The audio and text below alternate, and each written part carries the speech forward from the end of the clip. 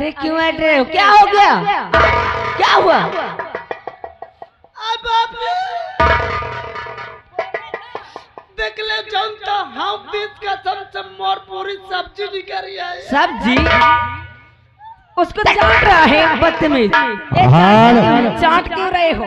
और आप हैं राकेश रिक्शा वाले अलीपुर, आपकी तरफ से 11 रुपए आ रहा है, धन्यवाद। हेलो, और आप ही श्रीमान बिने डीजे नाइट किंग इटैली, जिसमें कि आप लेटर श्रीमान धर्मेंद्र भाई हाँ 21 रुपया दे थे। आए दैया, आए हमारा राजा। गाना मांगा थे मैडम जी। क्या? दिल लेके दिल दिया है। लीजिए। मैडम जी ये कौन आ गए? कौन आ गए? आमिर खान भैया आए वही बैठे। हाँ।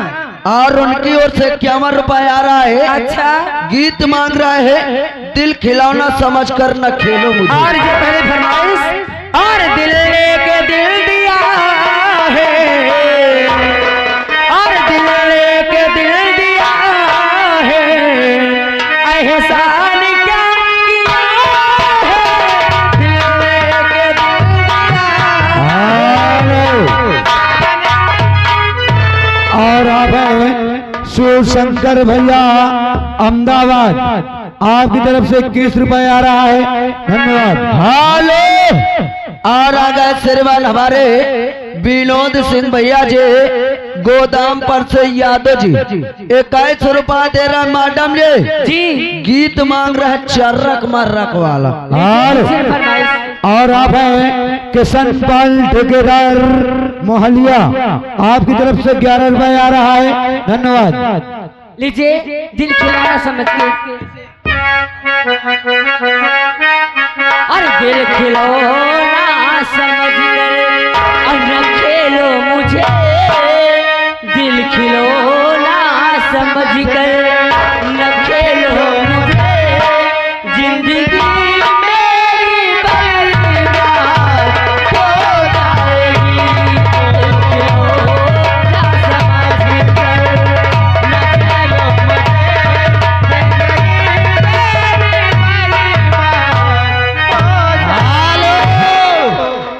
आगे रही चले आता तो लपसी हैं चाटे हैं। आप हेलो, आप ही श्रीमान सर्वेश भाई कारेसी वाले, जिनकी दुकान आरा मशीन फातिमा स्कूल के बगल में है, उनकी तरफ से 11 रुपए आ रहा है मैडम जी। हाँ जी। और गाना मांगते थे कौन? दम पे दम हो जाएगी।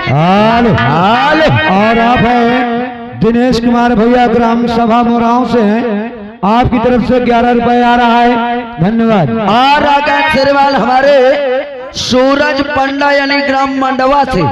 ए मैडम ये भैया मेला में दुकान भी लगाते हैं, हर माल 40 रुपए में।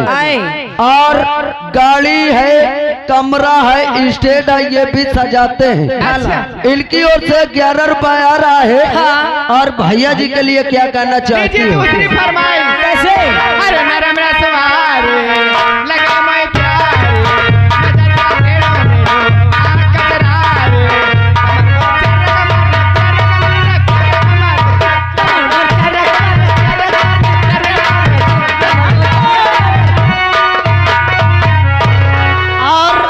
बार बार लगातार करते हुए रंगीन नोटों की बौछार। हाँ। आ गए सबके दिलों में, छा गए मैडम जी। आए कौन आ गए? आप हैं श्रीमान जनाब आमिर खान। हाँ। ये 21 रुपए दे रहे हैं, और गीत चाहते हैं दिल खिलौना समझकर न खेलो मुझे।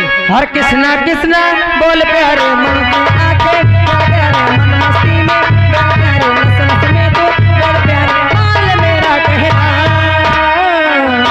अरमान मेरा कहना, दम पे दम, दम पे दम, दम पे दम, मारे जा, मारे जा, मारे, दम पे दम मारे जा, दम पे दम मारे।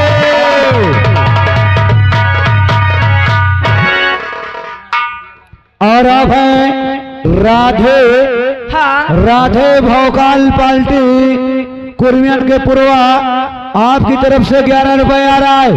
और साहब की फरमाइश है लौंडिया लंदन से लाएंगे, हो जाएगी। लेकिन मैडम ये एक फरमाइश है गंगा पार से उली टिहरी। और इससे पहले की फरमाइश है, हाँ इसी के पहले की है। और दिल खिलौना समझ कर न खेलो मुझे, दिल खिलौना समझ कर न खेलो मुझे, जिंदगी मेरी बर्बाद हो जाएगी। हेलो ओ मैडम, ये फिर वही ओम प्रकाश भैया आ गए। ओम प्रकाश चौधरी गौरा से गंगा पार टिहरी वही फरमाइश आए। हेलो ए मैडम जी, यहाँ के देख ले आरसीसी शौचालय के लिए संपर्क करें। आरसीसी रिंग द्वारा सोखता टैंक तैयार किया जाता है। कम जगह में अच्छा काम करते हैं हमारे साहब जी, जिसमें के प्रोपाइटर है महावीर भैया। छत ढलाई के लिए संपर्क करें, उनके पास मशीन है और उनका पता है कामापुर हदगाम फतेहपुर। साहब की तरफ से 21 रुपए आ रहा है, पार्टी स्वागत करती है। और आगे श्रीमान हमारे संदीप पांडा ग्राम मंडवा से चल के आए हुए हैं। ए मैडम ये हर माल 40 रुपए में दुकान भी लगाते हैं। अच्छा 40 वाले हैं? हाँ, और स्टेज और गाड़ी कमरा भी सजाते हैं। 40 में कुछ नहीं दे पाएंगे। डीजे भी है। अच्छा 10 रुपए दे रहा, पीछे खड़े क्या करना। हेलो ए मैडम जी, क्या है? आ गए वही ओम प्रकाश चौधरी गौरा से 11 रुपए दे रहे हैं। कह रहे हैं पहले हमार फरमाइश हुई गंगा पार से उली टिहरी, क्योंकि दूसरी फरमाइश आ रही है। लो और आप ही श्रीमान हरिलाल भैया खरकी के पूर्वा ऑपरेटर जेसीबी के। ए मैडम जी जी हरिलाल भैया खरकी के पूर्वा जेसीबी ऑपरेटर। हाँ साहब की तरफ से 11 रुपए आ रहा है। साहब को क्या कहना चाहती हो? लीजिए फरमाइश से।